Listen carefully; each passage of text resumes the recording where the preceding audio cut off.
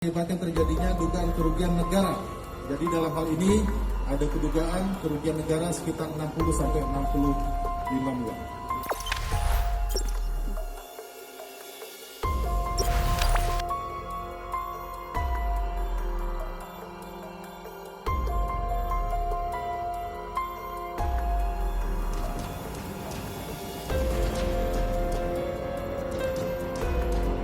Dalam hal ini perlu kami sampaikan bahwa Subdit 3 Direktorat Reserse Kriminal Khusus Polda Lampung yang saat ini tengah melakukan proses penyidikan tindak pidana korupsi dalam kegiatan pekerjaan konstruksi, preservasi, rekonstruksi Jalan Profesor Dr. Insinyur Sutami Sri Bawono pada tahun anggaran 2018-2019 yang dikerjakan oleh PT Usaha Remaja Mandiri atau URM.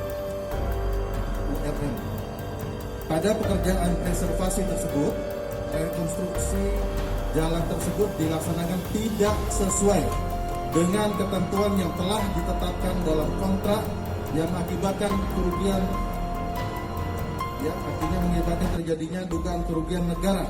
Jadi dalam hal ini ada kedugaan kerugian negara sekitar 60 sampai 65 miliar.